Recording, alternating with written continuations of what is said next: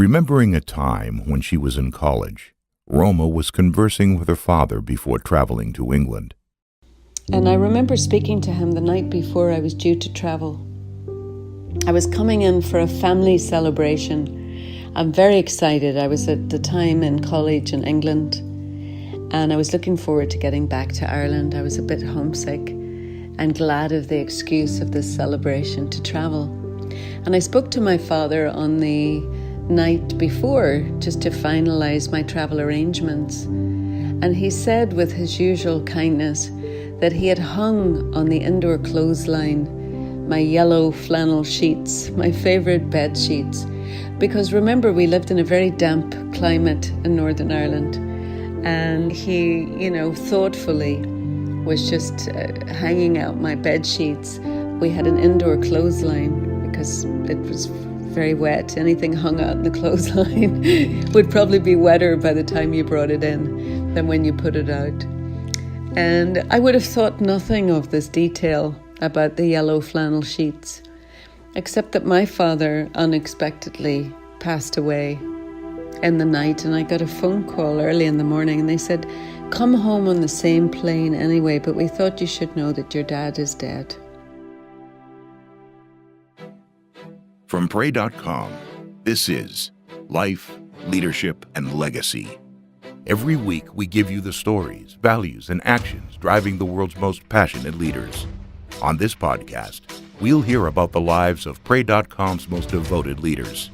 Listen to the experiences that have shaped their life, the mistakes they've made, and how they've learned to fulfill their destiny while leaving a legacy of helping others.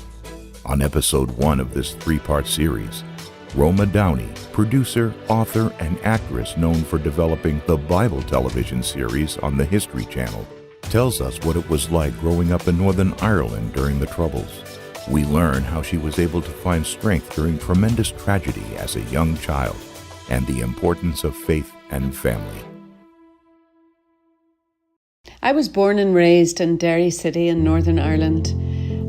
I grew up there, the youngest of a family of 6 children.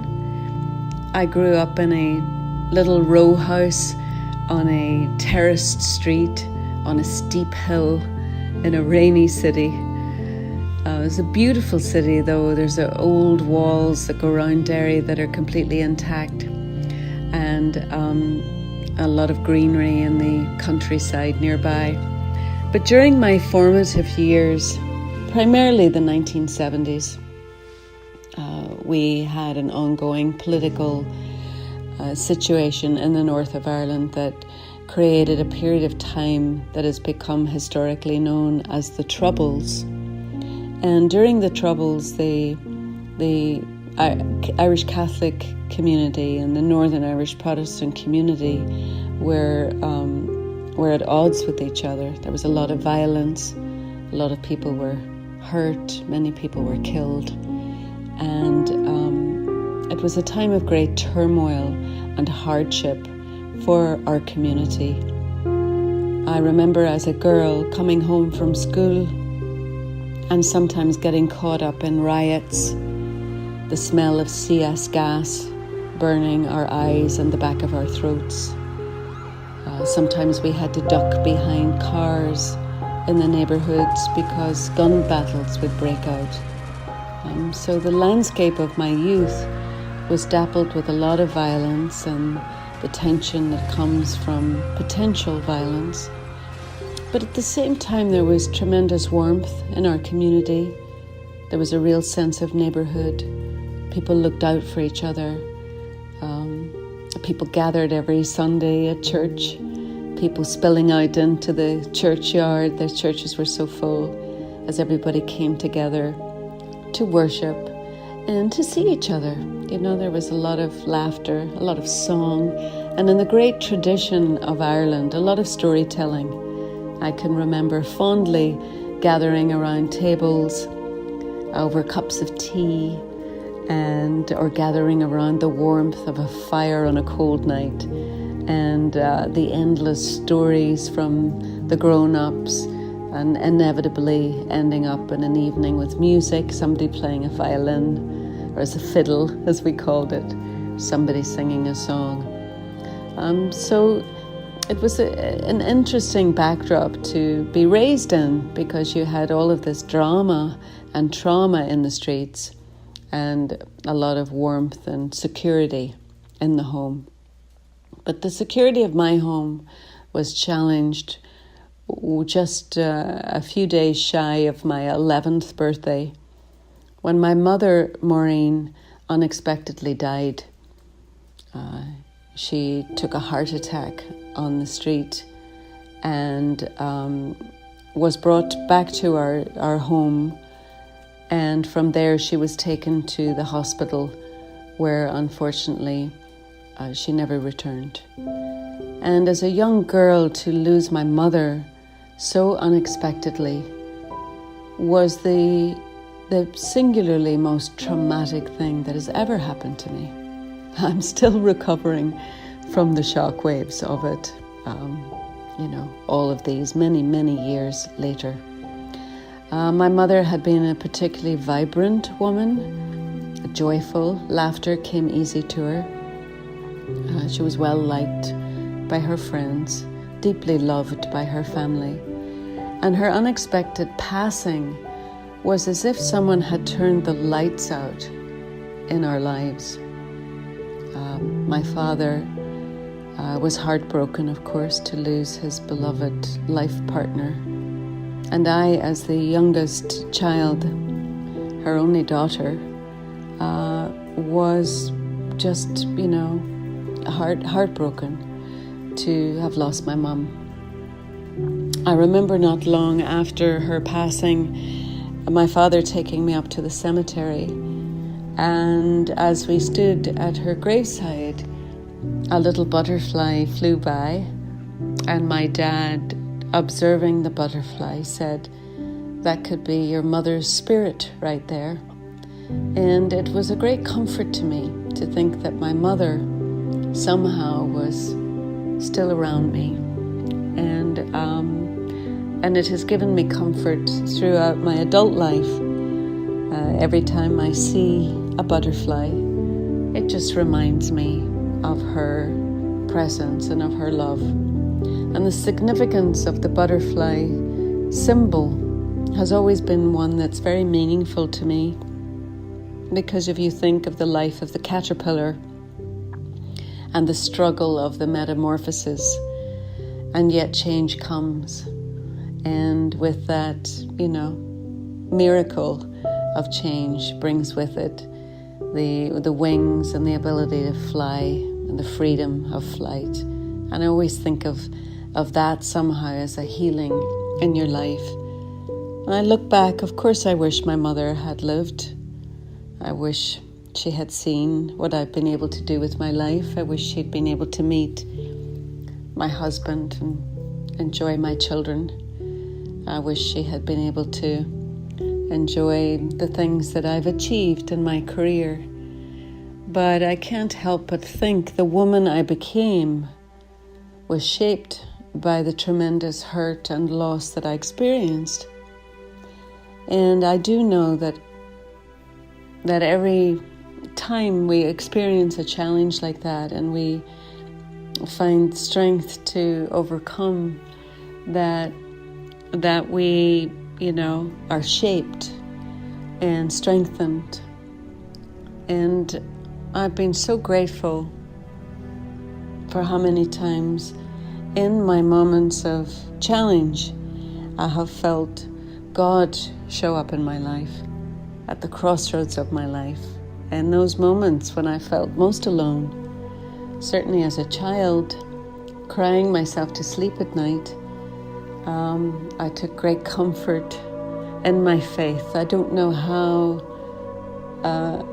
we would have gotten through those dark days if we hadn't been able to lean into our faith. Prayer was a tremendous comfort and guide to us, and my father, would pray nightly with me, with us, and our faith in the resurrection And the gift that Jesus gave to all of us is that the finality of death wasn't something that had to be feared, and that the passing of time would be brief. Because even if we all get to live to be little old men and women, in the grand scheme of things, it's just the blink of an eye, isn't it? So I've missed Mom all these years, but I do believe and take great comfort in believing that I will be reunited with her again one day. My father had a tremendous influence on my life. His name was Paddy Downey, and he just was a man of tremendous integrity, was a really wonderful dad, and I learned so much from him, how to be in the world, really as much by his example of how he lived his life. He was a man of deep, deep faith. He extended kindness and grace through his actions. He was a great lover of literature. He loved to read. We always had a house full of books. He enjoyed poetry, and I've taken my love of poetry from him. And he loved to read anything he could get his hands on, really. He was never happiest, I think, than when he was reading something. And it's a love that I have inherited also. My father was incredibly kind. And he always used to say that love was a verb, that any old fool could say, "I love you," but that it took someone very special to be able to demonstrate love through their actions. And I love that. I love to think that love is a verb. My father, unfortunately, passed away when I was in college. And I remember speaking to him the night before I was due to travel. I was coming in for a family celebration. I'm very excited. I was at the time in college in England, and I was looking forward to getting back to Ireland. I was a bit homesick and glad of the excuse of this celebration to travel. And I spoke to my father on the night before just to finalize my travel arrangements. And he said with his usual kindness that he had hung on the indoor clothesline my yellow flannel sheets, my favorite bed sheets. Because remember, we lived in a very damp climate in Northern Ireland. And he, thoughtfully was just hanging out my bed sheets. We had an indoor clothesline because it was very wet. Anything hung out in the clothesline would probably be wetter by the time you brought it in than when you put it out. And I would have thought nothing of this detail about the yellow flannel sheets, except that my father unexpectedly passed away in the night, and I got a phone call early in the morning, and they said, "Come home on the same plane anyway, but we thought you should know that your dad is dead." And I couldn't believe what I was hearing. Again, another sudden death, a loss of a parent. I somehow got home to Ireland in a daze and got back to my house on the little hillside that I grew up on. And when I got into the kitchen, there hanging on the indoor clothesline were the yellow flannel sheets. And they didn't mean much to anybody else in my family. Everybody indeed thought they were something that should be taken down before people started visiting and paying their condolences. But to me, they represented the last loving act of a very kind man. And I've always appreciated my father because of how his faith showed up and how he was with people. He had a natural grace. And at his funeral, I had several older men of the parish showed up expressing gratitude because my father had taken the time to teach these men, working men from the neighborhood, to read and to write. And yet he never shared that with us, keeping the privacy and confidentiality of these men. from us as children. And I so admired that. My father wasn't a bragger in any way. He just continued to do small acts of love and kindness for people. So it was a big, huge influence in my life. One of my favorite poems or quotes from a poet to this day is from Maya Angelou, where she said that people may not remember what you said, and people may not remember what you did, but people will always remember how you made them feel. And I think that's so true. And so I try to live my life being kind to people as best I can. I'm not perfect by any means, and I am Irish, so when it fires up, it can fire up. Hi everyone, we hope you enjoyed this episode of pray.com's Life, Leadership and Legacy. To stay updated on our latest episode, subscribe to our channel. Please subscribe, leave us a rating, and let us know your favorite episode in the reviews section of iTunes. For more, go to pray.com/podcast. Thanks for listening, and join us next week for another episode of pray.com's Life, Leadership and Legacy. Did you know you can get on our show by calling us at 323-521-9791? If this episode impacts your day, we want to know. Call 323-521-9791 and leave us a voicemail with your testimony so we can share it with our guests and listeners around the world.